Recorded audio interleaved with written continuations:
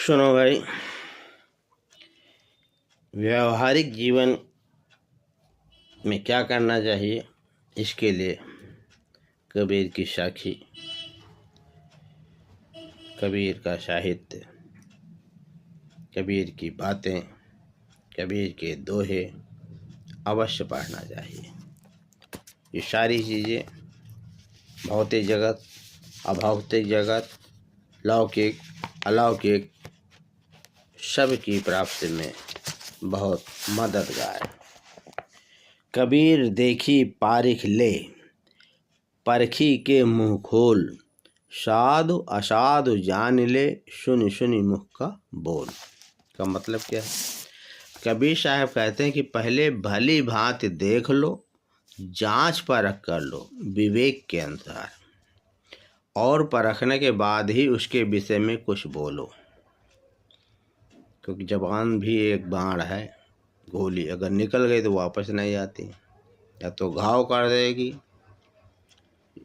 और या ईश्वर से मिला देगी, प्रेम कर देगी। इसलिए वो कह रहे हैं कि पहले भली भांति देख लो, इसके लिए धैर्य आवश्यक है। जांच परख लो, परखने के बाद ही उसके विषय में कुछ बोलो। दूसरों के मुख से निकले हुए वचनों को सुन सुनकर साधु असाधु अच्छा बुरा को जान परख लो। साधु का सत्य वचन, असाधु का उजड्डपन बोलने से परखा जाएगा, बोली से सब समझ में आ जाता है। परख कसौटी को कहते हैं। कसौटी पर साधु ठहरता है। जैसे सोना जब गलाया जाता है ना, तब चमकता है, ऐसे नहीं। इसलिए पहले परख लो और तब जांच कर तब बोलो। कबीर देखी परख ले, परख के मुखा बुलाए, जैसी अंतर होएगी मुख निकसेगी आए। कहते हैं ना, face is the mirror of the heart. चेहरा जो है अंदर की भावनाओं को बॉडी लैंग्वेज में दिखा देता है। कबीर साहब कहते हैं कि जब कोई मिले तो उसे पहले अच्छी प्रकार देख लो, परख लो।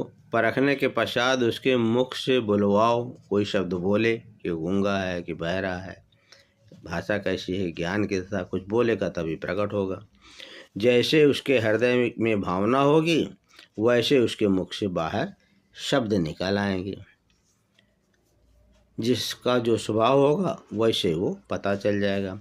पहले शब्द पिछानिए, पीछे कीजिए मोल, पारक परखे रतन को, शब्द का मोल न तोल। सर्वप्रथम किसी के मिलने पर उसके शब्दों को सुनिए तथा उसके